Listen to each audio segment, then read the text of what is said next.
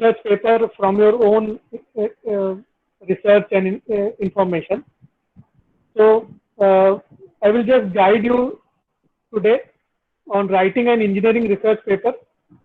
So it is not a very difficult thing, but you have to start writing these technical papers right now, because later on when you go for higher studies, or if you choose to go for teaching profession, then you have to have capability to write research papers.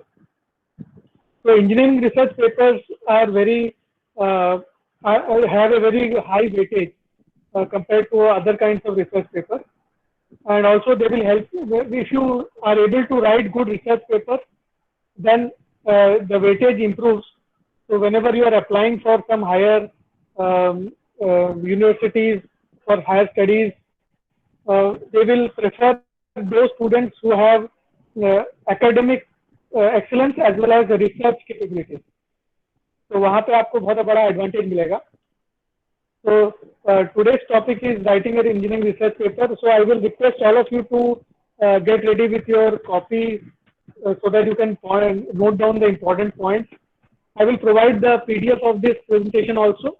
If you are unable to note down the points, no, it doesn't matter. But remember what I am telling you. It's kind of an introductory part.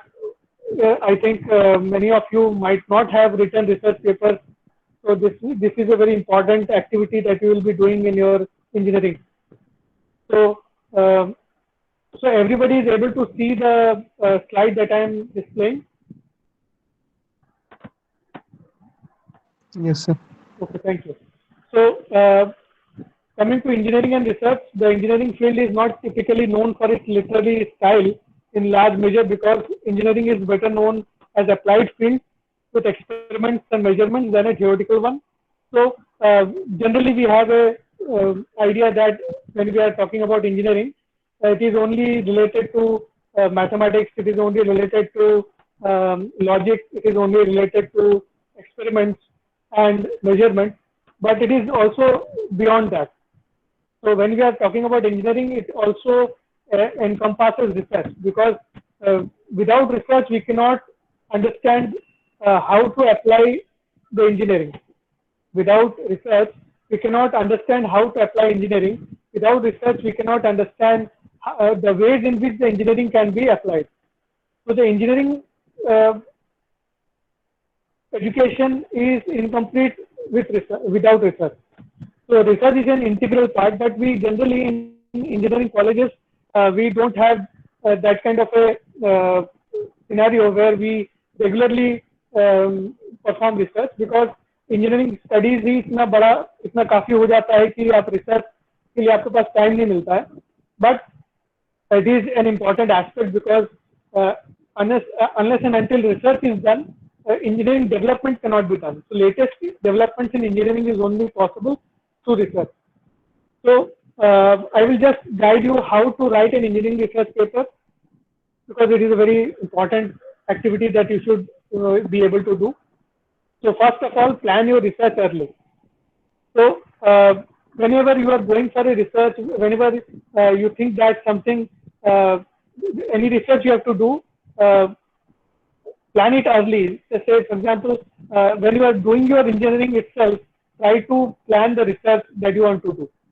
तो अभी जैसे आपके पास कुछ time है, जैसे अभी bitcoin के लिए 1 महीने का टाइम है, तो अभी आप जो है कुछ टॉपिक पे आप रिसर्च कर सकते हैं.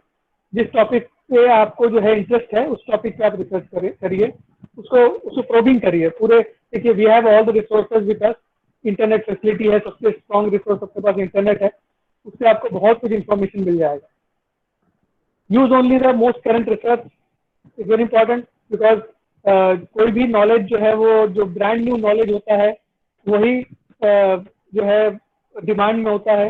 जो पुराना हो चुका है वो that is good, that is important, but अभी के सिनेरियो के हिसाब से आपको करंट रिसर्च पे ही काम करना है. So whatever engineering knowledge you are having, you should be able to apply it on current scenarios. So that's why you need the support from current research. So current research से आपको क्या मिलेगा, ideas मिल जाएंगे.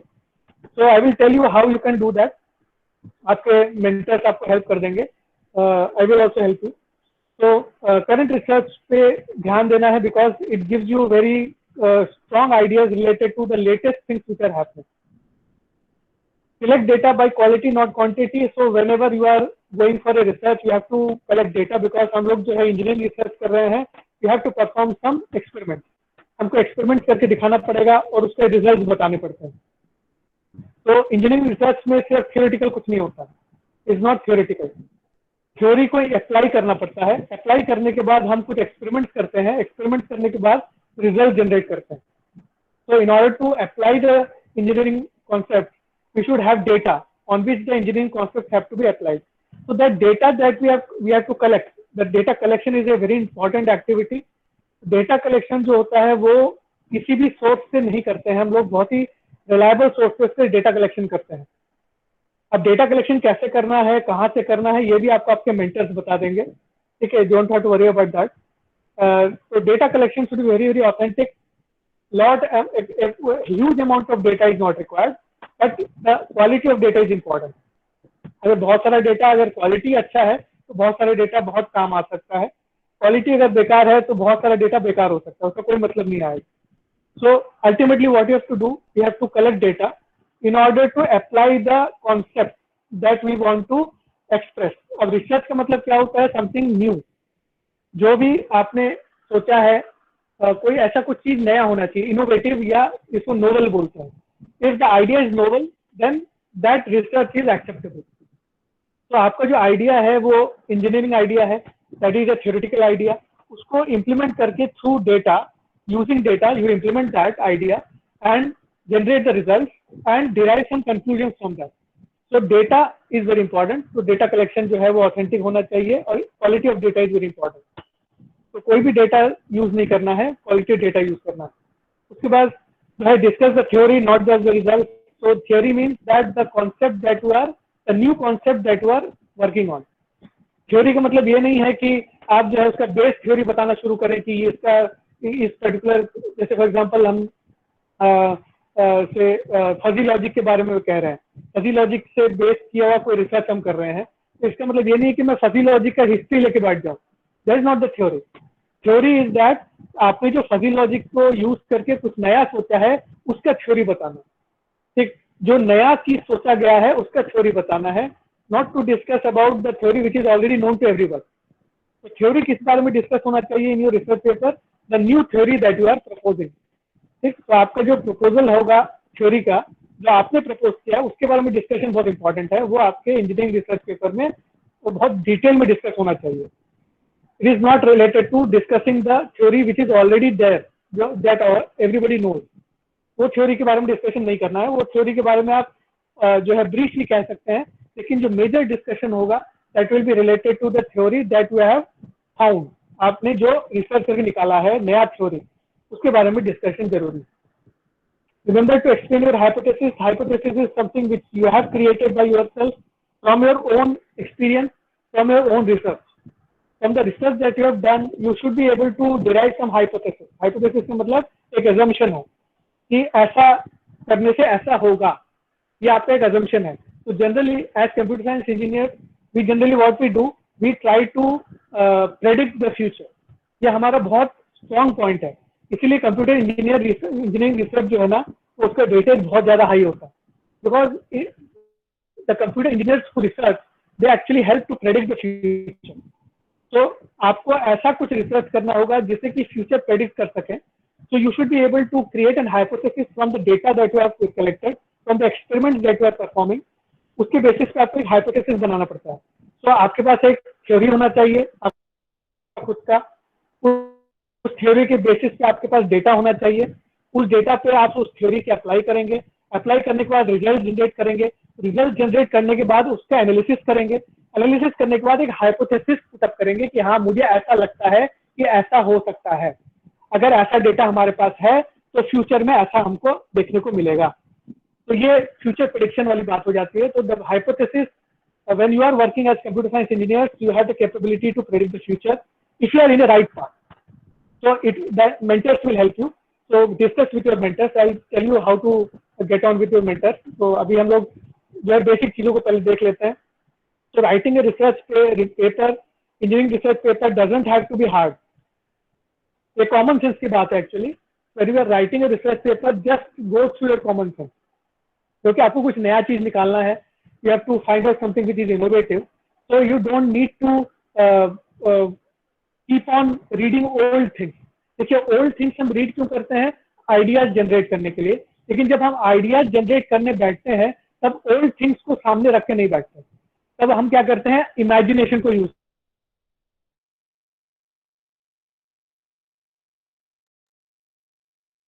जो बहुत ऐसी चीजें हैं जो कोई सोच भी नहीं सकता, वो हमको सोचना पड़ता है.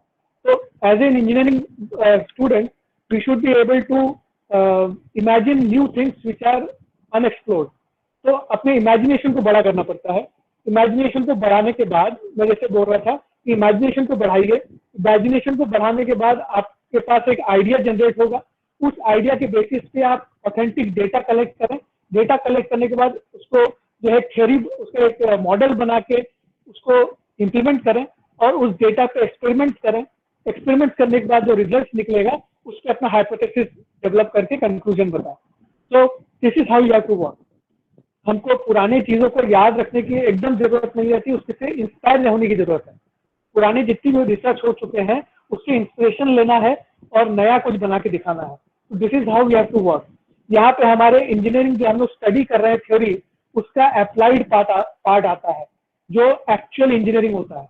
दिस इज एक्चुअल इंजीनियरिंग, जहाँ पे आप सिर्फ थ्योरी लर्न नहीं कर रहे हैं, आप थ्योरी के बेसिस पे एक कुछ नया कुछ इमेजिन करके निकाल रहे हैं, नया कुछ इनोवेट कर रहे हैं. तो this is what we have to do. तो अभी हम लोग थर्ड सेमेस्टर में है. We have ample time. आपने अब जो 8 सेमेस्टर तक आपके पास बहुत टाइम है, 7 सेमेस्टर तक बहुत ज्यादा टाइम है आपके पास. तो आप अभी से अगर इस चीज को करना शुरू करेंगे तो आप 7 सेमेस्टर तक एक्सपर्ट रिसर्चर्स बन सकते हैं. No doubt about that. लेकिन कोशिश अभी से करनी पड़ेगी. शुरुआत करेंगे अपना बिटकॉइन 2020 से शुरुआत करेंगे, जहाँ पे आप अपने रिसर्च पेपर्स को पब्लिश करेंगे. So it is not difficult. It takes a little bit of work, a little bit of mindfulness, common sense चाहिए बस, और कुछ नहीं है. ऑब्जर्वेशन पावर चाहिए. जो एग्जिस्टिंग रिसर्च है उससे ऑब्जर्वेशन खींच के निकालना है, अपना कुछ इनोवेटिव सोचना है और उसको अप्लाई करके देख लेना है नया डेटा के ऊपर, या पुराने डेटा पे भी अप्लाई कर सकता है. ठीक है, जो रिसर्च कर चुके हैं उनके पास भी कुछ डेटा रहा होगा जिसको उन लोगों ने रिसर्च किया, उस डेटा को भी आप यूज कर सकते हैं. या तो फिर आप कोई नया डेटा आपके पास अगर ऑथेंटिक अवेलेबल है उसको भी यूज कर सकते हैं. मेन चीज क्या होता है कि आपको इंस्पिरेशन लेना है. एग्जिस्टिंग रिसर्च पे इंस्पिरेशन आना चाहिए आपके दिमाग में. आपको वो अपने दिमाग को उस जगह पे अप्लाई करना पड़ेगा. देखिए ये अपने आप से नहीं आता है, इसको थोड़ा सा एफर्ट करना पड़ता है. तो क्योंकि आप सभी इंजीनियरिंग है, हम लोग सब इंजीनियर्स हैं, आप जैसे अभी होने वाले इंजीनियर्स हैं, तो आपके दिमाग में वो पावर है. यू हैव दैट पावर, तभी आप इंजीनियरिंग कर रहे हैं. तो you have the power of innovation, you have the power of common sense. Actually आपके अंदर वो कॉमन सेंस है जो जनरल लोगों में नहीं होता. हम लोग इंजीनियर्स में वो ऐसा कॉमन सेंस रहता है जो जनरली पीपल में नहीं होता. तो आपको उस कॉमन सेंस के पावर को यूज करना है, एग्जिस्टिंग रिसर्च को समझना है, उसमें अपना कॉमन सेंस लगा के कुछ नया सोचना है. That is what you have to do. तो उसके लिए बहुत ज्यादा टाइम नहीं लगता. अगर आप थोड़ा सा प्रैक्टिस करना शुरू करेंगे, ऑब्जर्वेशन देखना शुरू करेंगे इंजीनियरिंग पॉइंट ऑफ व्यू से, आप अपने डे टू डे लाइफ में भी कुछ भी कर रहे हैं उसमें से भी अगर कुछ इंजीनियरिंग एस्पेक्ट पर अगर सोचना शुरू करेंगे ना तो आपको नए नए आइडियाज मिलने लगेगा.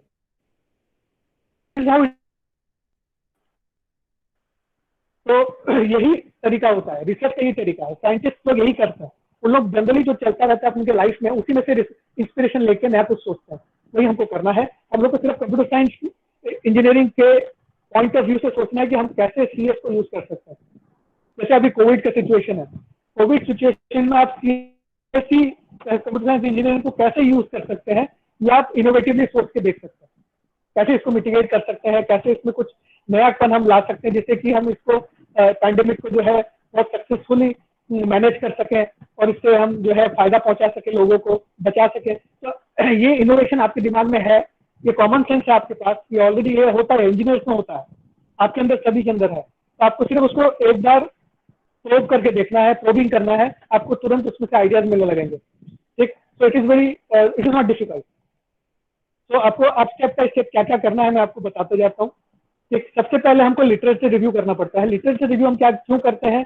Literature review is very very necessary because it is meant to understand the already performed research. जो ऑलरेडी हो चुका है, जो लिटरेचर ऑलरेडी बन चुका है, उसको समझना जरूरी है because the direction in which you can think is very important.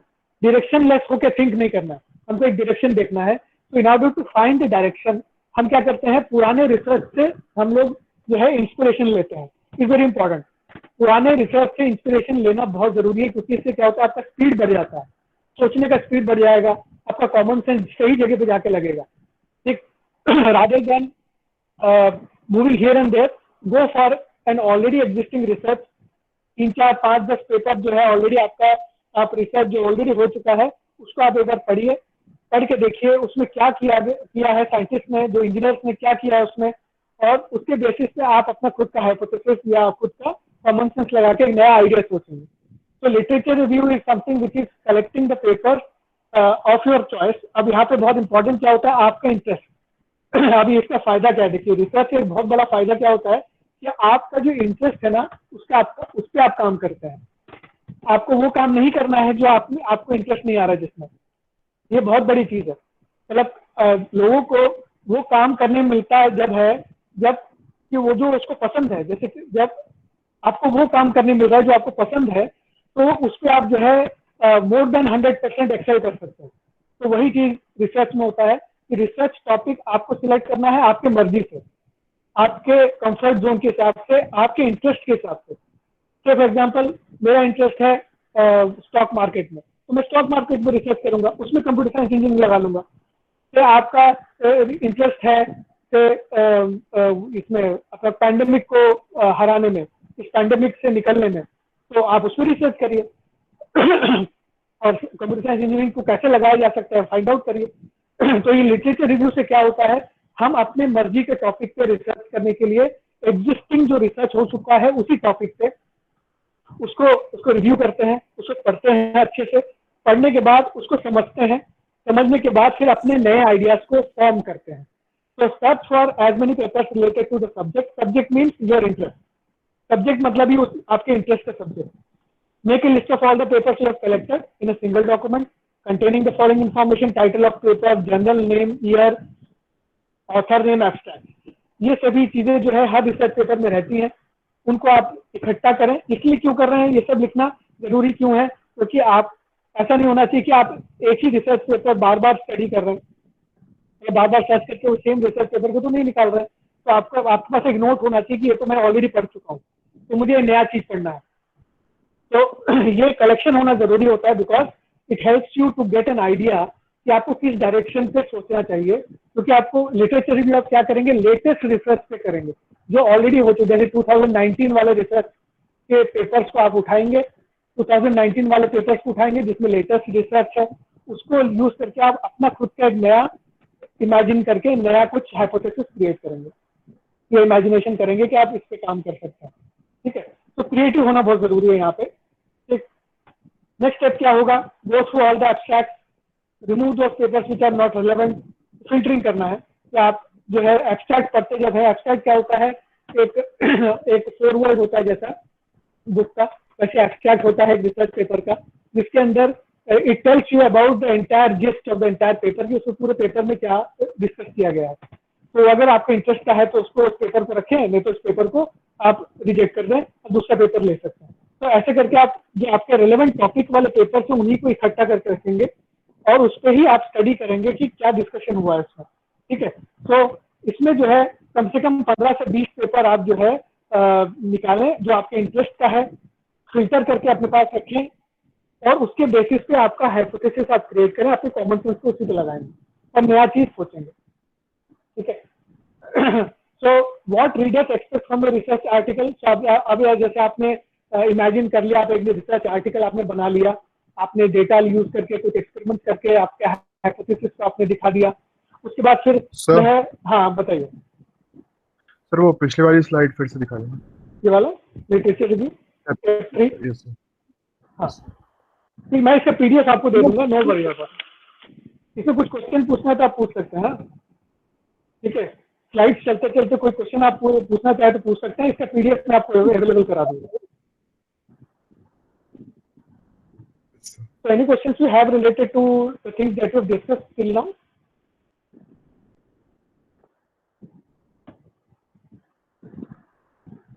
No, sir.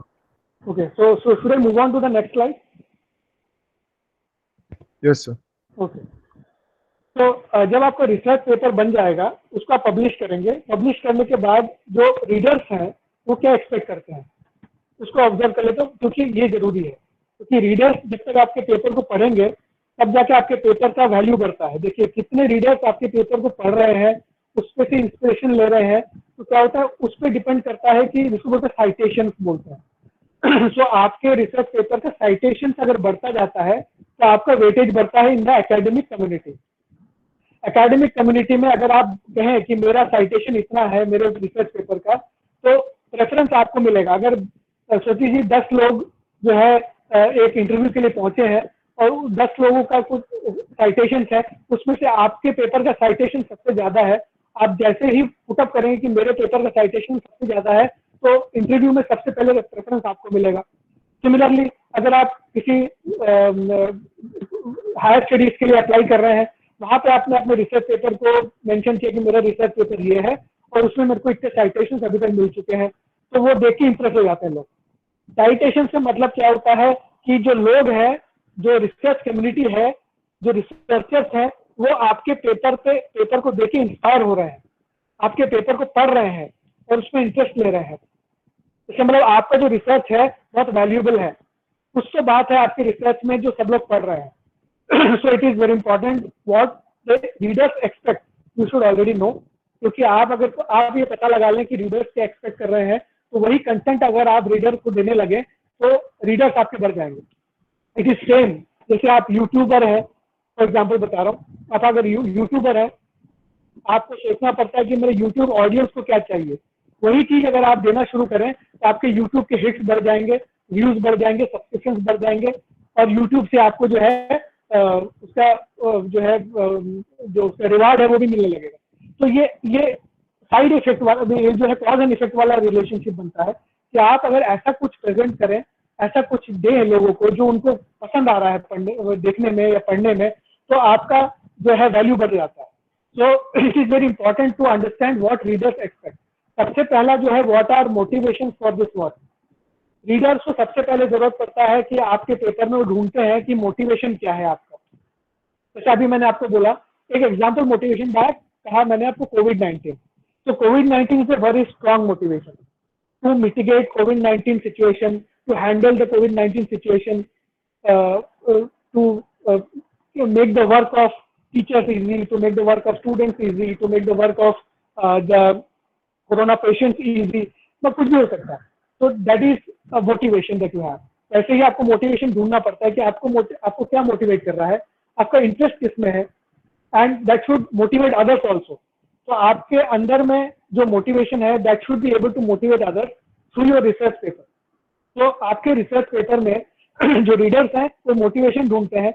अगर वो मोटिवेशन रीडर्स के मोटिवेशन से मैच कर जाता है तो आपके रिसर्च पेपर का हिट काउंट बढ़ जाएगा, रीड काउंट आपका बढ़ जाएगा। तो what is the propose solution, ये एक और बहुत इंपॉर्टेंट टॉपिक होता है जिसको रीडर्स सिलेक्ट करते हैं।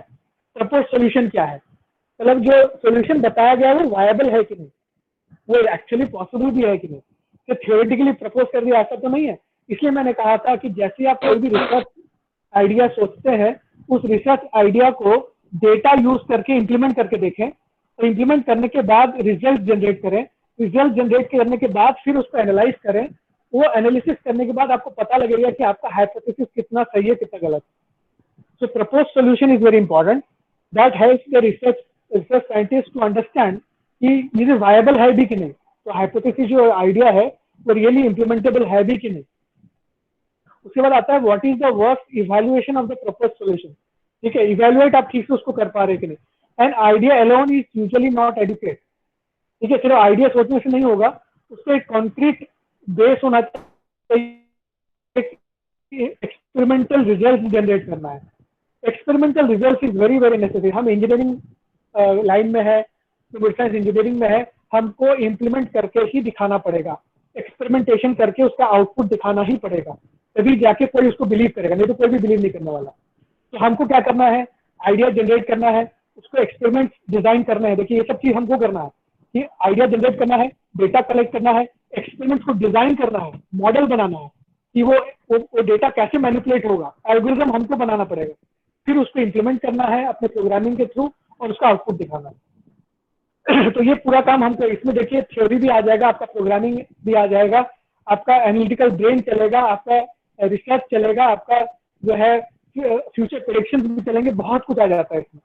तो ये बहुत जरूरी होता है, ये जब तक आप अपने रिसर्च पेपर में डालेंगे नहीं तब तक रिसर्च रीडर्स का कोई इंटरेस्ट नहीं आएगा। What is your analysis of the identified problem, idea and evaluation, ये बहुत इंपॉर्टेंट होता है। आपने जो रिजल्ट अचीव किया है, आपने जो इम्प्लीमेंटेशन करके रिजल्ट अचीव किया है, उसका क्या मतलब निकल रहा है, उसका कंक्लूजन क्या निकल रहा है, वो इज इट कंक्लूसिव इनफ, वो आपके कंक्रीट थ्योरी, आपके कंक्रीट जो आपने थ्योरी बनाया था या जो ऑलरेडी एस्टैब्लिश थ्योरी है, तो सालों से चले आ रहे हैं, जो जिसको बोलते हैं कि जो साइंटिस्ट ने एक बेस बना के रखा था थ्योरी का, उसके बेसिस पे आपका जो वर्क है वो इतना स्ट्रॉन्ग दिख रहा है, ये आपको प्रूव करना पड़ेगा। तो through your experiment, through your valid result you can prove that. तो उसका एनालिसिस बहुत जरूरी है। उसके बाद व्हाट आर द कंट्रीब्यूशन, मतलब आपका कंट्रीब्यूशन क्या रहा इसमें। देखिए आपने अगर उसमें एक्सपेरिमेंट किए हैं, आपने अगर उसमें सर्वे किया हुआ है, आपने उसमें जो है आइडियाज सोचे हुए हैं, तो आपका कंट्रीब्यूशन है। तो unique contribution is very important. Your self contribution, जो जिसको बोलते हैं self contribution, is very very necessary. किसी और का रिसर्च पेपर को कॉपी करके आगे बढ़ाना इज नॉट योर कंट्रीब्यूशन। किसी और के पेपर से इंस्पायर होकर नया कुछ कर देना, this is your contribution. Inspiration जरूरी है, लेकिन कॉपी पेस्ट बेकार चीज होता है। This very waste, it is completely waste of time. Copy paste is waste of time. तो कॉपी पेस्ट नहीं करेंगे, सिर्फ इंस्पिरेशन लेंगे, इंस्पिरेशन लेने के बाद नया कुछ करेंगे, दैट इज योर कंट्रीब्यूशन। ये बहुत बड़ा कारण होता है रीडर्स को अट्रैक्ट करने के लिए, जिसको बोलते हैं नोवल आइडिया। कि नोवल आइडिया आपने जो किया है वो आप जो रीडर्स को उसी से अट्रैक्शन मिलता है कि हाँ ये चीज जो है कुछ नया है। तो ये आपको ये एक जनरल नेचर होता है ह्यूमन बीइंग का, कोई चीज नया होता है ना उसकी तरफ अट्रैक्टेड होता है, चाहे वो नया फैशन क्यों ना हो, चाहे वो नया सॉफ्टवेयर क्यों ना हो, चाहे वो नया मोबाइल क्यों ना हो, कोई भी नया होता है ना उसकी तरफ सब लोग अट्रैक्टेड होता है। तो this is what we have to do. हमारे रिसर्च पेपर में हमको कुछ नया करना है, और वो नया ऐसा होना चाहिए जो लोगों को अट्रैक्ट कर सके। नया करने से अट्रैक्ट होता है, ठीक। तो the idea, software, experimental result, experiment, the way in which you are performing experiment, ये सब अगर कुछ नया है, उसमें नयापन है, तो that is it, we have done it, ठीक। What are the future directions in the research, आप उसमें आपको ये, इसमें एक और चीज इंपॉर्टेंट क्या होता है कि आप उसमें फ्यूचर स्कोप बताते हैं। आपने जो रिजल्ट अचीव किया है वो फुल स्टॉप नहीं है, वो खत्म नहीं हो चुका। इसके बेसिस पे हो सकता है फ्यूचर में भी वर्क हो सके। आप क्या करेंगे, अपने रिसर्च पेपर में एक कॉलम डालेंगे, फ्यूचर एस्पेक्ट। फ्यूचर एस्पेक्ट वाले कॉलम में हम क्या करते हैं, ये बताते हैं कि हमारे रिसर्च को यूज करके उसको थोड़ा सा और मॉडिफाई करके और क्या किया जा सकता है। तो एक रिसर्च आइडियाज दे दिया जाए फ्यूचर के लिए कि भाई आप ऐसा भी करके देख सकते हैं, उसमें हो सकता है आपको अलग रिजल्ट मिले, हो सकता है आपको और कुछ भी इसमें किया जा सकता है। तो हमारे रिसर्च जो अपन ने कर चुके हैं उसके बेसिस पे कुछ फ्यूचर आइडियाज देते हैं, वो भी इंपॉर्टेंट होते हैं, रीडर्स वो भी पढ़ते हैं। जैसे मुझे अगर कोई रिसर्च करना है तो मैं क्या करूंगा, लिटरेचर सर्वे करूंगा। लिटरेचर सर्वे में मैं क्या करूंगा, जो ऑलरेडी एग्जिस्टिंग रिसर्च पेपर्स उनको पढ़ूंगा और उसमें फ्यूचर रिसर्च एस्पेक्ट पे ज्यादा ध्यान दूंगा, क्योंकि उस पर मैं काम कर सकता हूँ। तो फ्यूचर एस्पेक्ट्स को देना बहुत जरूरी होता है। तो आपके रिसर्च में एक लास्ट कॉलम होता है फ्यूचर एस्पेक्ट या फ्यूचर डायरेक्शंस ऑफ वर्क, तो उसको देना जरूरी है। तो दैट अट्रैक्ट द रीडर। तो what questions are you left with, क्योंकि जब हम कोई रिसर्च करते हैं तो अब ऐसा नहीं है कि वो एग्जॉस्टिव होता है, मतलब हर चीज अपन ने कर लिया, ऐसा तो नहीं है। अब कई बार ऐसा लगता है कि मुझे अभी मैं कर सकता था लेकिन मैं अभी नहीं करूंगा क्योंकि टाइम बहुत ज्यादा लग जाएगा। तो आप उसको देख सकते हैं कि आप ये ट्राई करके देख सकते हैं, research try this, I have not tried this because मैंने जो एक्सपेरिमेंट किए थे वो करते करते मुझे इतना टाइम लग गया कि मैं अब ये नया टाइप का एक्सपेरिमेंट, मेरे पास एक आइडिया है नया एक्सपेरिमेंट करने का। तो that is the question you are left. Additional चीजें करके भी कुछ नया कुछ इसमें किया जा सकता है एग्जिस्टिंग जो मेरा डेटा है उसके। तो दिस इज ऑल्सो यूजफुल और रीडर्स को बहुत अट्रैक्ट करता है। That is your take away message, मतलब आपने जो अभी तक रिसर्च किया है उसका कंक्लूजन क्या है, कंक्लूसिवली आप क्या कह सकते हैं, ठीक। उसमें जो है जो आपका जो रिसर्च है उसका आउटपुट मेन मतलब बोलना चाहिए एक तरीके का आउटकम क्या रहा, वो एक टेक अवे मैसेज होता है कि readers can take this message कि आप इसके बाद जो है ये एक नया कुछ हाइपोथेसिस बन चुका है, अब इसके बेसिस पे नया कुछ रिसर्च और भी किया जा सकता है, ठीक। तो this is the points to be remembered, very very important point. अब एक इम्पॉर्टेंट टॉपिक हम इसी पे डिस्कस करेंगे, ये बहुत इंपॉर्टेंट होता है जिसे बोलते हैं प्लैगियरिज्म। कई लोग इसको प्लेजरिज्म भी बोलते हैं, प्लैगियरिज्म भी बोलते हैं, तो डजंट मैटर। प्लैगियरिज्म का मतलब जो है it is the act of presenting another's work और आइडियाज एज योर ओन, इसको बोलते हैं कॉपी पेस्ट। कॉपी पेस्ट वाला टेक्निक जो चल रहा है, जो चलता है, वो शॉर्टकट के लिए यूज जरूर करते हैं, लेकिन वो रिसर्च के लिए यूज बिल्कुल नहीं करना है। कारण क्या है कि आजकल क्या हो गया है कि there are advance software that is able to detect each word, each sentence from which research article you have copied. मतलब यहाँ तक इतना डिटेल्स में आजकल जो है वो इतना एडवांस हो चुका है प्लेजरिज्म सॉफ्टवेयर कि आपने अगर एक लाइन लिखा है कहीं से कॉपी करके लिखा है तो वो सॉफ्टवेयर जो बड़े बड़े जो अच्छे जिसको बोलते हैं जो स्टैंडर्ड जो जर्नल्स है, जो बुक पब्लिशर्स हैं, जर्नल्स हैं, जर्नल पब्लिशर्स हैं, उनके पास ये एडवांस सॉफ्टवेयर होते हैं जो आपके कंटेंट को रीड करते हैं लाइन बाय लाइन और पता लगा लेते हैं कि कौन से रिसर्च आर्टिकल के कौन से पेज नंबर के कौन से लाइन नंबर से कॉपी हुआ है, इतने लेवल तक लोग पकड़ लेते हैं। सो प्लेजरिज्म जो है वो रिसर्च कम्युनिटी में क्राइम है, इसको याद रखिएगा। रिसर्च कम्युनिटी में उसको क्राइम माना जाता है, इट इज सिन। क्यों? अगर प्लेजरिज्म पकड़ा जाए तो डीबार कर दिया जाता है, और इट इज तो इतना जो है ये नहीं होता कि आपको 1-2 साल के लिए डिबार कर देंगे, आपको लाइफ टाइम के लिए डिबार कर देते हैं। तो it is very very important कि प्लेजरिज्म करना ही नहीं है।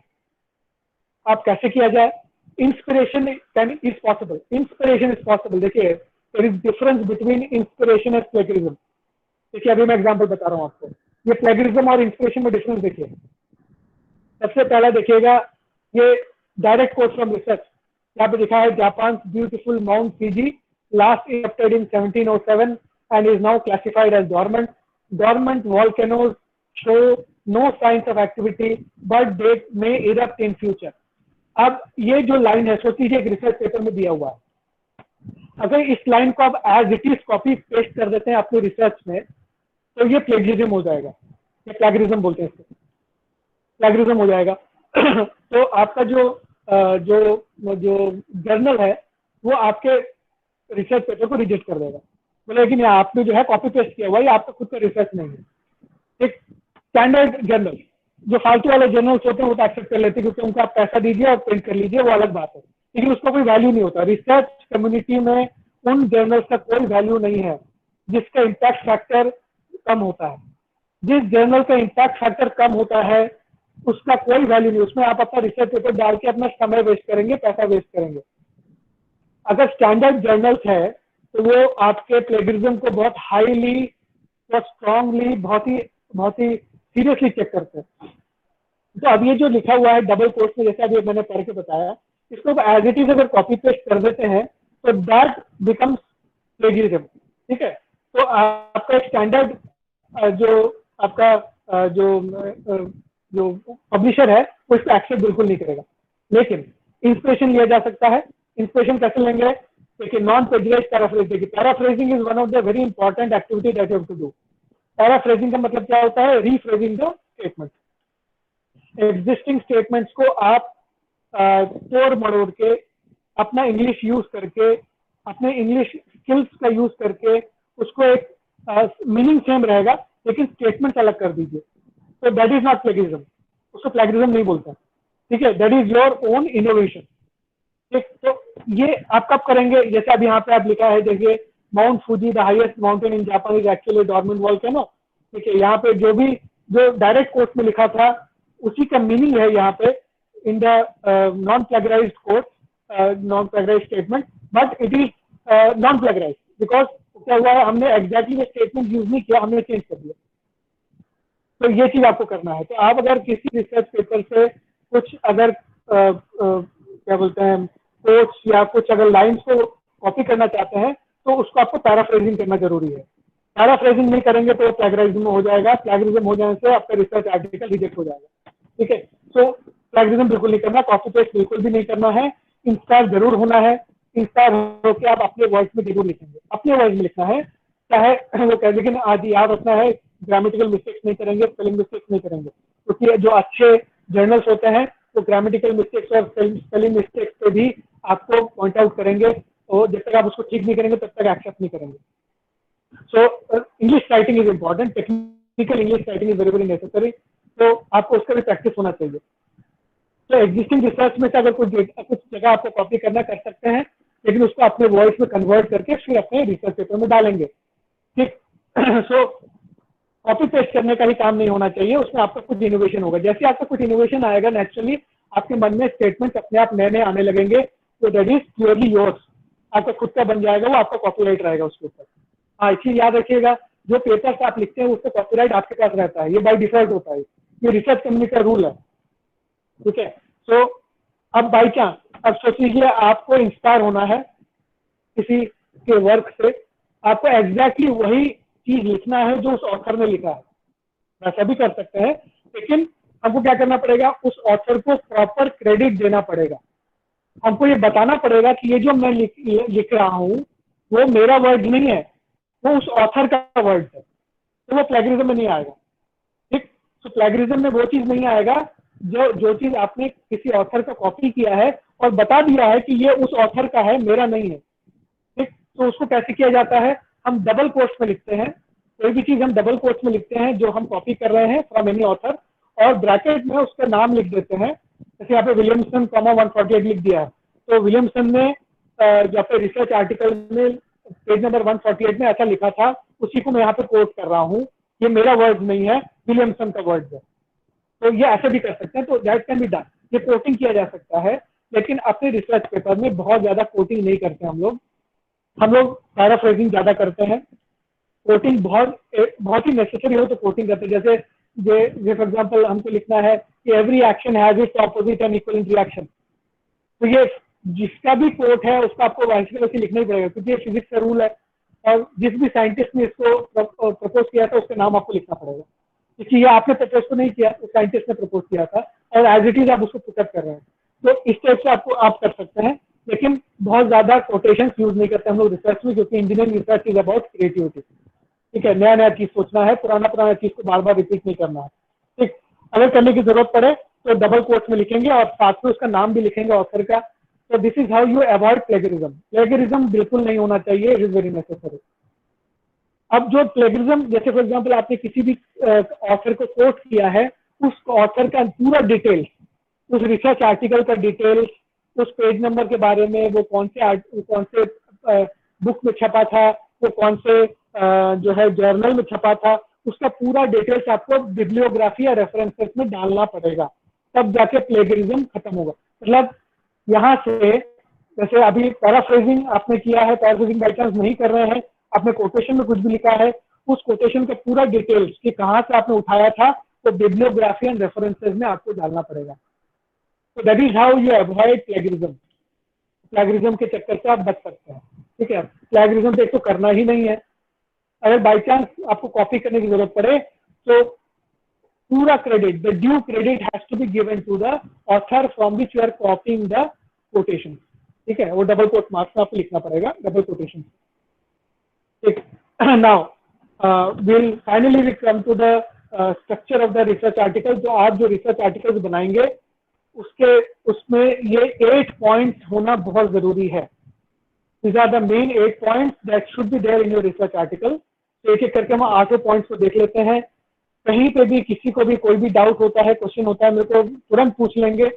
ठीक है, तो please don't feel shy to ask any question. So first abstract, पहला है एब्स्ट्रैक्ट, दूसरा है introduction, third is method, 4th is experimentation and results, 5th is discussion, 6th is summary and conclusion, 7 is acknowledgement, 8 is references. तो ये 8 चीजें जो है आपके रिसर्च आर्टिकल में होने चाहिए. तो बिटकॉइन 2020 के लिए हम अपने आप को प्रिपेयर कर रहे हैं. आपको रिसर्च आर्टिकल बनाना है, तो ये पॉइंट्स आप ध्यान में रखते हुए रिसर्च आर्टिकल को बनाएंगे.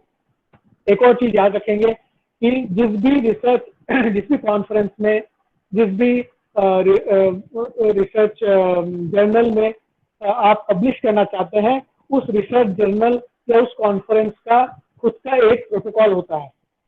उन लोग अपने वेबसाइट पे और उस प्रोग्राम से रिलेटेड इंफॉर्मेशन में they give the link related to the format in which your paper should be there. वो फॉर्मेट को फॉलो करके ही आपको पेपर बनाना है. उसी फॉर्मेट के अंदर में ये 8 पॉइंट्स आपको इंक्लूड करना है. ठीक, जो फॉर्मेट आपको जर्नल, रिसर्च जर्नल या कॉन्फ्रेंस के वेबसाइट में उस कॉन्फ्रेंस से रिलेटेड इंफॉर्मेशन में दिया रहेगा, उसी फॉर्मेट को ही यूज करेंगे आप. एग्जैक्टली उसी फॉर्मेट को यूज करेंगे, लेकिन उसी फॉर्मेट के अंदर में ये 8 पॉइंट्स को इंक्लूड कर लेंगे. ठीक, so let us see one by one. मैं जल्दी इसको बता देता हूँ. एब्स्ट्रैक्ट जो है, it is a single paragraph that precedes the article. ये क्या होता है? इंट्रोडक्टरी पार्ट होता है. ये आपके पूरे रिसर्च आर्टिकल का इंट्रोडक्शन है, जिस्ट है बोल सकते हैं. ठीक, शुरुआत में एब्स्ट्रैक्ट होता है, लास्ट में समरी होता है. एब्स्ट्रैक्ट में हम क्या करते हैं, पूरे रिसर्च आर्टिकल जो आपने रिसर्च किया है, उस रिसर्च का एक मेन जिस्ट आप इसमें बता देते हैं कि हमने जो है इस टॉपिक पर रिसर्च किया है और इसमें हमने ये सब इम्पोर्टेंट चीजें फाइंड आउट की है और ये हमारा यूनिक चीजें हैं जो हम लोग ने फाइंड आउट, मतलब एक इंटरेस्ट क्रिएट करेंगे. एब्स्ट्रैक्ट क्या होता है कि सबसे पहली नजर जो होती है एब्स्ट्रैक्ट पे पड़ती है लोगों की. तो एब्स्ट्रैक्ट जो है बहुत ही इंफॉर्मेटिव होना चाहिए. इसमें हम थ्योरी नहीं डालते हैं, इसमें हम क्या डालते हैं, जो हमने किया है, मतलब उसके बारे में डालते हैं. थ्योरी डालते हैं लेकिन उसके बारे में डालते हैं, टॉपिक के बारे में कि हमने क्या किया है और हमने क्या रिजल्ट पाया है और इसका क्या आगे जाके यूज हो सकता है. तो हम क्या करते हैं कि इंटरेस्ट क्रिएट कर देते हैं यूजर को. एब्स्ट्रैक्ट पढ़ते ही यूजर को इंटरेस्ट आ जाता है कि हाँ चलो आगे पढ़ के देखते हैं भाई इसमें कैसे किया होगा ये चीज. हम क्या करते हैं, एब्स्ट्रैक्ट में बोलते हैं ना एक धमाकेदार न्यूज, उस टाइप से हम इसमें पुटअप करते हैं कि देखिए आपके सामने अब ऐसा कुछ आने वाला है जो आपने कभी नहीं देखा होगा, और हमने ये किया है, इसमें ऐसा कुछ करके देखा है जिससे कि हम फ्यूचर प्रेडिक्ट कर पा रहे हैं. तो इससे क्या होता है, इंटरेस्ट आ जाता है रीडर के अंदर और वो आपके आर्टिकल को पढ़ना शुरू करता है. ठीक है, उसके बाद आता है इंट्रोडक्शन. इंट्रोडक्शन पार्ट में आप क्या करते हैं, पूरा जो रिसर्च आर्टिकल में जो आपने बेसिक्स यूज किया है, तो थियोरेटिकल बेसिक्स यूज किया आपने, उसके बारे में पूरा एक्सप्लेनेशन देते हैं. ठीक है, तो इसमें क्या होता है, इसमें आपके पूरे रिसर्च आर्टिकल में जो थ्योरी यूज किया गया है, कहाँ कहाँ से आपने थ्योरी लिया था, उसके एक बेसिस आप बताते हैं. ठीक है, एक आउटलाइन बताते हैं, फ्लो बताते हैं पूरे रिसर्च आर्टिकल में कैसे होने वाला है, क्या क्या चीजें आप देखने वाले हैं, आने वाले सेक्शंस में क्या क्या हम देखने वाले हैं, उसके बारे में इंट्रोडक्शन में बताते हैं. ठीक, उसके बाद आता है मेथड. ठीक है, इंट्रोडक्शन वाला पार्ट जो था उसमें हम अपना थ्योरी वगैरह सब डिस्कस करते हैं हम लोग कि किस थ्योरी के बेसिस पे हम अपने रिसर्च को बेस कर रहे हैं, कहाँ से डेटा कलेक्शन किए हैं वगैरह वगैरह. मेथड्स जब हम आते हैं मेथड्स में, तो हम इसमें प्रपोज करते हैं हमारा नया मेथड. ये आपका कोर होता है, this is your innovation. Method जो होता है वो वेरी वेरी इंपॉर्टेंट होता है. This is your innovation. इसमें आपने क्या डिस्कवर किया है, नया क्या चीज आपने सोच लिया है, उसके बारे में बताते हैं. और क्योंकि हम कंप्यूटर साइंस इंजीनियर्स हैं, तो हमारा एल्गोरिदम यहाँ पे हम बताते हैं या फ्लोचार्ट बताते हैं कि क्या क्या स्टेप्स हम फॉलो करेंगे. हम इसमें बताते हैं कि डेटा कलेक्शन, हमने किस टाइप का डेटा लिया है, उसको कैसे फिल्टर किया है, डेटा को कैसे मैनिपुलेट किया है, और डेटा को हमने एल्गोरिदम में कैसे यूज किया है, एल्गोरिदम के स्टेप्स क्या है. उसके बाद एल्गोरिदम में जाने के बाद हमारा डेटा क्या बन के निकल रहा है. ये पूरा स्टेप वाइज जिसको बोलते हैं स्यूडो कोड या एल्गोरिदम या फ्लो चार्ट, ये पूरे डायग्राम्स डाल के हम इसको बताते हैं. ये बहुत डिटेल में बताना पड़ता है. मेथड्स वाला सेक्शन जो होता है ना, ये आपका पावर है, ये आपका पूरा आर्टिकल का बोलना चाहिए पावर हाउस है. ये अगर बहुत जबरदस्त बन गया तो समझ लीजिए आपका आर्टिकल हिट हो जाएगा, सुपर हिट हो जाएगा. बोलना आप शाहरुख खान को रख लीजिए, कितना भी सुपरहिट हीरोइन को रख लीजिए, पिक्चर चलने वाली नहीं है।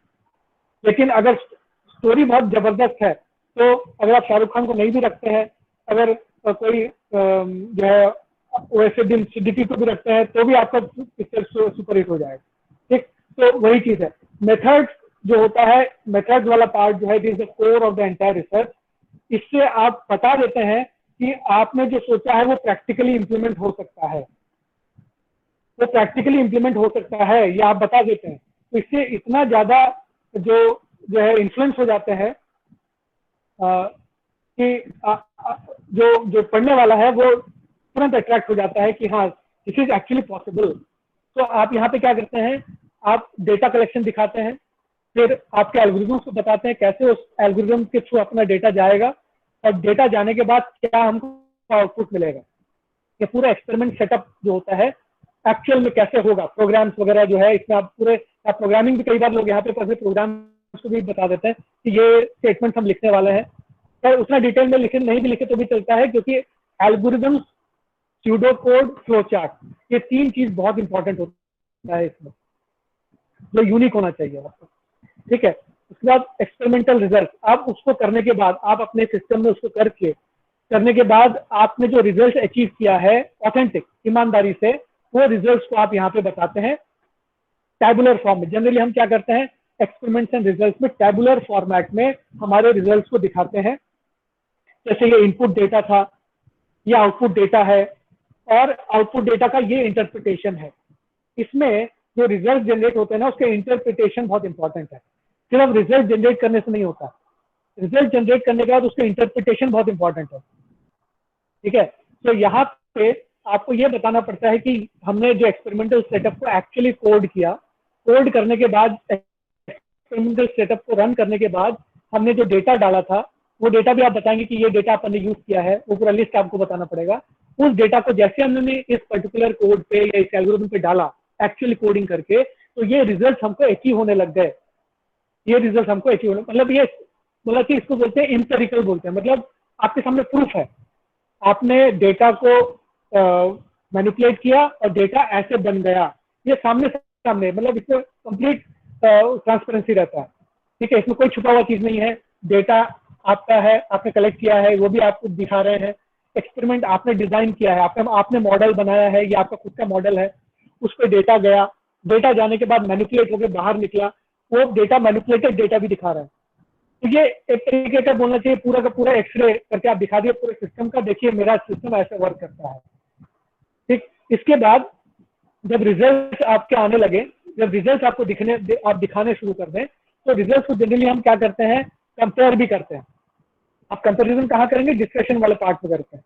ठीक है, तो डिस्कशन वाले पार्ट में हम क्या करते हैं, कंपेयर करते हैं कि हमारा जो रिजल्ट है और जो ऑलरेडी रिसर्च हो चुका है, उन्होंने जो रिजल्ट बनाया था, उनमें और मेरे में क्या फर्क है। मेरा रिजल्ट अगर अच्छा है तो मेरा रिसर्च बहुत बढ़िया, अगर मेरा रिजल्ट पुराने वाले रिसर्च के जैसा ही है तो मेरा रिसर्च ठीक है, ठीक ठाक है। अगर मेरे रिजल्ट अगर खराब आ रहे हैं पुराने रिसर्च के हिसाब से, तो इसका मतलब ये मेथड आप यूज ना करें। ये भी एक इंपॉर्टेंट रिजल्ट होता है। ठीक, कि मतलब अगर कोई तरीके से आपने किसी रिजल्ट को अचीव किया और वो रिजल्ट खराब निकल रहा है, इसका मतलब वो जो मेथोडोलॉजी है वो ठीक नहीं है। तो ये आइडेंटिफाई कर लेना कि कौन सा मेथोडोलॉजी ठीक है और कौन सा मेथोडोलॉजी ठीक नहीं है, ये भी एक रिसर्च है। तो मेथोडोलॉजी अगर ठीक नहीं है, उसको भी बता देना, भाई ये देखिए भाई ये रास्ते पे नहीं चलना है, ये रास्ता गलत रास्ता है। तो ये भी एक रिसर्च है, ये भी एक इम्पॉर्टेंट चीज है।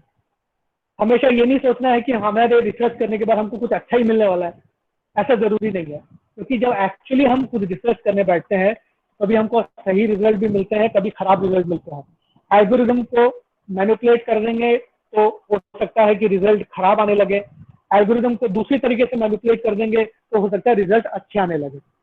तो ये आपको डिमार्केशन दिखाना पड़ेगा कि भाई एल्गोरिथम को मैंने ऐसा करके मैनिपुलेट किया तो गंदे रिजल्ट आ रहे थे, मैंने एल्गोरिथम को ऐसा मैनिपुलेट कर दिया तो अच्छे रिजल्ट आ रहे हैं। ठीक है, डिस्कशन में आपको बताना पड़ता है कि जो रिजल्ट अचीव हो रहे हैं उसका मीनिंग क्या है, उसको कैसे इंटरप्रेट किया जाए, और उसको वो वर्कफुल है कि नहीं, ठीक है, इंप्रूवमेंट आ रहा है कि नहीं आ रहा, या जो है उसका उसका मीनिंग क्या निकाले हम, ठीक है। So discussion is very very important. ये डिस्कशन वाला सेक्शन बहुत इंपॉर्टेंट होता है। This is discussion related to the interpretation of the result, ठीक है। और लास्ट में समरी एंड कंक्लूजन आता है। इसमें आप क्या करते हैं, रीडर को पूरे ओवरऑल रिसर्च के बारे में जो आपने अभी तक किया है उसको एक बहुत ही शॉर्ट कंसाइज वे में बताते हैं, ठीक है। और कंसाइज वे में बताने के बाद यहाँ पे आप वो भी चीज बता देते हैं कि इसमें प्रॉब्लम क्या है, ठीक है, कि भाई ये इसके शॉर्टकमिंग्स है वो भी बता देते हैं। इसको आप चाहे तो अलग एक पॉइंट पे भी बता सकते हैं, लेकिन जनरली हम वैसा नहीं करते, हम समरी एंड कंक्लूजन में भी नहीं उसको इंक्लूड कर देते हैं शॉर्टकमिंग्स को। केवल अलग पॉइंट में भी बता सकते हैं कि इसमें जो हमने अचीव किया रिजल्ट वो हमने इस टाइप के डेटा पे किया है। तो लीजिए फॉर एग्जाम्पल मैं स्टॉक मार्केट फोरकास्टिंग पे काम कर रहा हूँ, तो सोच लीजिए कि मैंने जो है डेटा कलेक्ट किया, जो डेली डेटा है, डेली जो डेटा होता है स्टॉक मार्केट का वो मैंने यूज किया है। तो हमने कंक्लूजन से क्या बताऊंगा कि जो भी मैंने एक्सपेरिमेंट किए हैं वो डेली डेटा पे किए हैं, मैंने एक्सपेरिमेंट मिनट वाइज या सेकंड वाइज डेटा पे नहीं किया है या आवर वाइज डेटा पे नहीं किया है, क्योंकि आवर वाइज डेटा भी अवेलेबल है स्टॉक मार्केट का। तो आवर वाइज डेटा पे अगर आप इसको करें तो हो सकता है आपको दूसरे टाइप के रिजल्ट मिले, लेकिन मेरा जो सिस्टम बना है वो डेली डेटा पे बना है और डेली डेटा पे इंटरप्रिटेशन किए हुए हैं मैंने। तो ये मैंने क्लियर कट बता दिया, इसमें मैंने ट्रांसपेरेंटली बता दिया कि भाई मैंने इस पर्टिकुलर टाइप के डेटा पे वर्क किया है, उस टाइप के डेटा पे वर्क नहीं किया है। तो इनको आप फ्यूचर रिसर्च पे यूज कर सकते हैं और फ्यूचर रिसर्च, ठीक है। तो समरी एंड कंक्लूजन्स में ये पॉइंट देने पड़ते हैं, यूजर को बहुत क्लियरली बताना पड़ता है कि हमारा सिस्टम का शॉर्टकमिंग्स क्या है, कि हमने किस डेटा पे वर्क किया, किस टाइप का वर्क किया है, हमने किस टाइप के वर्क को नहीं किया है, किस टाइप की चीजों को हमने एज्यूम नहीं किया है, अपने रिसर्च में डाला ही नहीं है। वो डालने से हो सकता है हमारा रिसर्च का रिजल्ट खराब या अच्छा आ सकता है, हमको पता नहीं।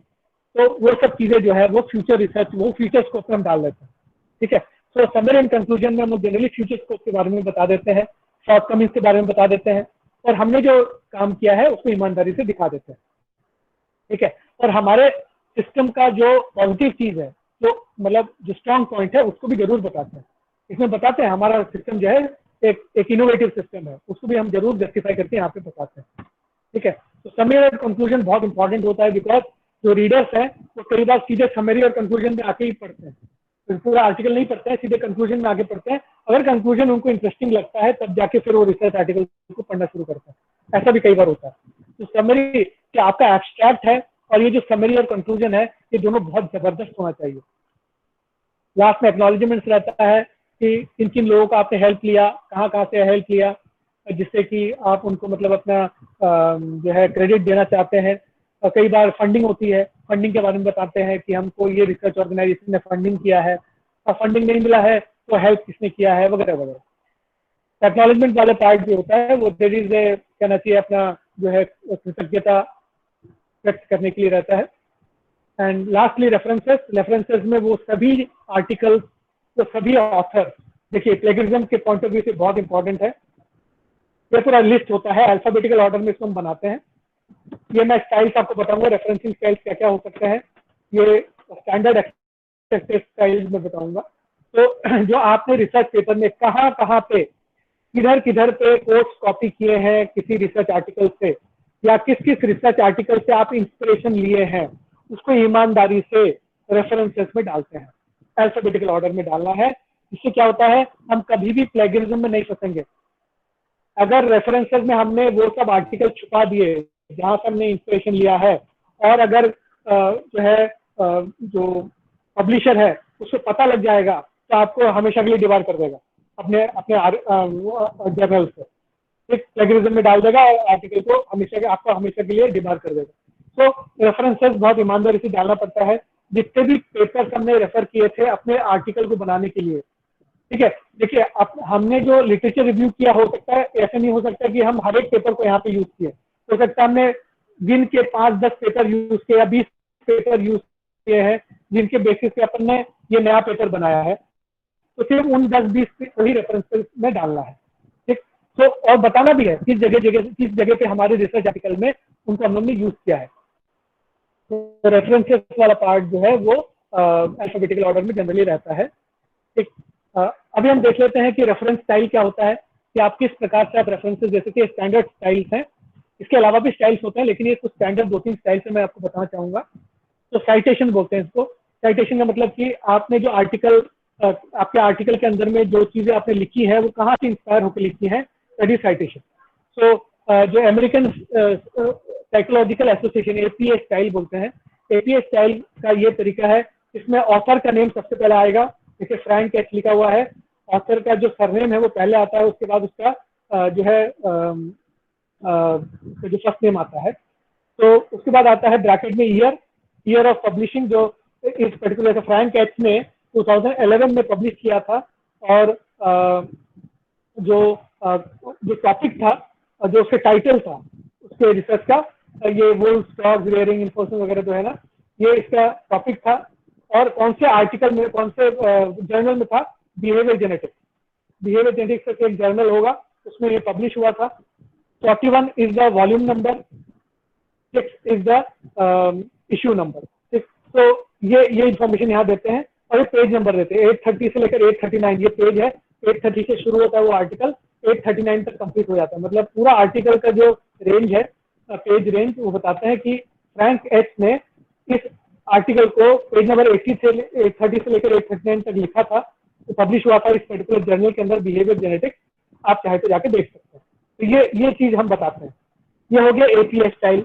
इसी चीज को हम शिकागो स्टाइल में भी बता सकते हैं। अभी स्टाइल कौन सा यूज करना है वो आपको कॉन्फ्रेंस का जो वेबसाइट है या जो जर्नल है उसका वेबसाइट है वो बता देगा कि आप ये स्टाइल पे अपने साइटेशंस को लिखिए, ठीक है, नहीं तो वो एक्सेप्ट नहीं करेंगे।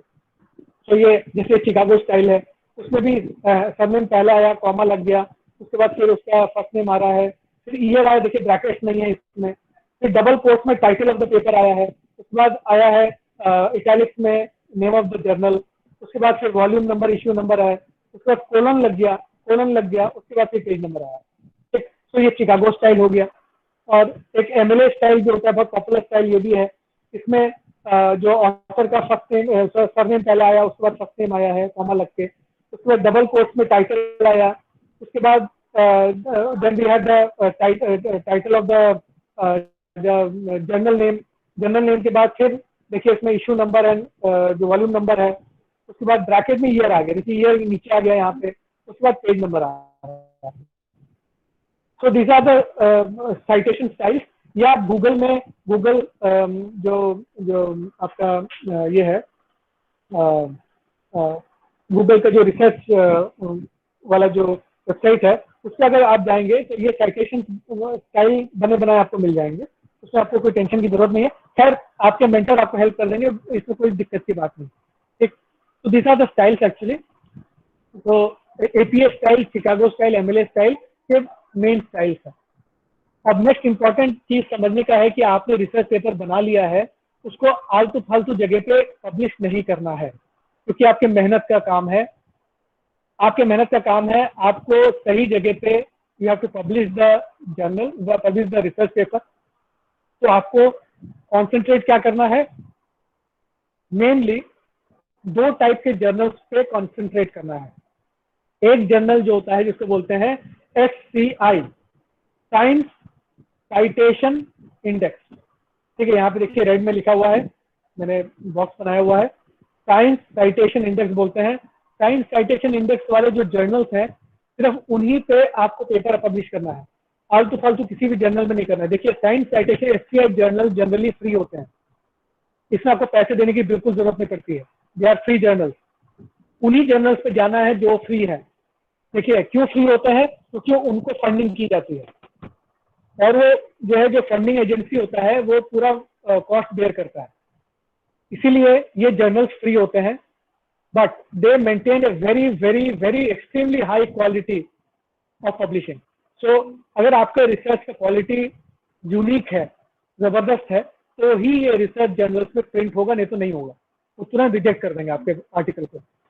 तो इसलिए मैंने अभी तक जो आपको बताया है उनको अगर फॉलो करें और ये यूनिक चीज बना के देंगे, तो ये डेफिनेटली SCI जर्नल्स आपको एक्सेप्ट कर लेंगे। There are list of journals, ये जो मैंने आपको अभी यहाँ पे जो लिंक दिया है, इस लिंक पे आप जाके देख सकते हैं।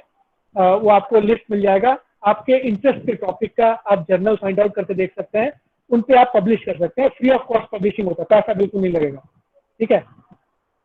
और पैसे देना भी चाहे तो इसको दे सकते हैं, लेकिन वो बहुत बहुत हेवी मनी होता है, डॉलर्स में रहता है। Generally we opt for free journals में ही जाना है, SCI जर्नल्स के लिए जाना है, पहली बात। दूसरा टाइप का जर्नल्स होता है स्कोपस। ये देखिए यहाँ पे रेड बॉक्स में लिखा हुआ है स्कोपस, उसका लिंक मैंने दिया हुआ है यहाँ पे ग्रीन कलर में, ठीक। इन पे आप जाएंगे, उनमें वो जर्नल्स के लिस्ट आपको मिलेंगे जो स्कोपस इंडेक्स हैं। स्कोपस इंडेक्स भी फ्री होते हैं, इसमें भी पैसा नहीं लगता है, ठीक है। They are free journals, but they are very very extremely high quality journals. वो प्लेगरिज्म को बिल्कुल बर्दाश्त नहीं करते हैं, ठीक है। प्लेगरिज्म बर्दाश्त नहीं करेंगे और इनोवेशन को ही वैल्यू देते हैं। अगर कोई ब्रांड न्यू इनोवेटिव चीज है तो ही एक्सेप्ट करेंगे, नहीं तो बिल्कुल एक्सेप्ट नहीं करते हैं, ठीक है। तो ये भी स्कोपस के जो भी जर्नल्स होते हैं वो फ्री होते हैं, कंप्लीटली फ्री होते हैं, एक पैसा नहीं देना है। ऐसा किसी जर्नल में पब्लिश नहीं करेंगे जिसमें पैसा लगता है, ठीक है। Go for free journals only, ये गांठ बांध लीजिए, एकदम दिमाग में सेट कर लीजिए। Do not go for paid journals. एक भी अपना जो मेहनत का जो आपका रिसर्च पेपर है उसको बर्बाद नहीं करेंगे, ठीक है। पेड जर्नल से बिल्कुल नहीं जाना है, only go for free journals, Scopus and SCI journals only, ठीक। सो 2019 अपना बिटकॉइन 2020 आने वाला है, उसके लिए मैं आपको रेडी करना चाहता हूँ। तो सबसे पहले आपको आपको खुद को हेल्प करना है। Select topic of research first, बहुत इंपॉर्टेंट है। आपको पहले अपना रिसर्च टॉपिक फाइंड आउट करना है। अभी बिटशाइन हो रहा है, आप लोग में से काफी लोग बिटशाइन में भी पार्टिसिपेट कर रहे होंगे। आप बिटशाइन में जो कर रहे हैं, देखिए वो नया कुछ अगर कर रहे हैं, ऐसा कुछ जो पहले नहीं किया गया है, आपने कुछ इनोवेटिव सोचा है, उसके लिए आप रिसर्च पेपर डेफिनेटली बना सकते हैं। आप बहुत तगड़ा रिसर्च पेपर बना सकते हैं अपने बिटशाइन के प्रोजेक्ट के ऊपर। अगर आपने बिटशाइन का प्रोजेक्ट बनाया है जो यूनिक है, तो आप डेफिनेटली एक रिसर्च प्रोजेक्ट बना सकते हैं और वो 100% जो है आपके स्कोपस या SCI में पब्लिश हो जाएगा, ये मैं गारंटी दे सकता हूँ। अगर वो यूनिक है, आपका आइडिया अगर यूनिक है, तो 100% जो है वो, क्योंकि जो प्रैक्टिकल प्रोजेक्ट्स होते हैं ना, जिनके बेसिस पे हम लोग अपना रिसर्च आर्टिकल बनाते हैं, वो बहुत जल्दी एक्सेप्ट हो जाते हैं, क्योंकि उसमें यूनिकनेस बहुत ज्यादा स्ट्रांग होता है। तो बिटशाइन में जो अगर आप कुछ यूनिक काम कर रहे हैं, उसका एक पेपर बनाइए, पेपर बना के बिटकॉइन में डाल दीजिए, आपका 100% पब्लिश हो जाएगा। आप उसको लेके उसमें डाल दीजिए, स्कोपस में डाल दीजिए, आपका 100% पब्लिश हो जाएगा, ठीक है। तो आपको रिसर्च करना है, लिटरेचर सर्वे बहुत इंपॉर्टेंट है, वो पहले करिए। उसके बाद अपने TG को कांटेक्ट करिए, अपने मेंटर्स को कांटेक्ट करिए। अब मेंटर कौन बन सकता है? थर्ड CSE के आप बच्चे हैं, आप थर्ड CSE के फैकल्टी मेंबर्स को कांटेक्ट करिए।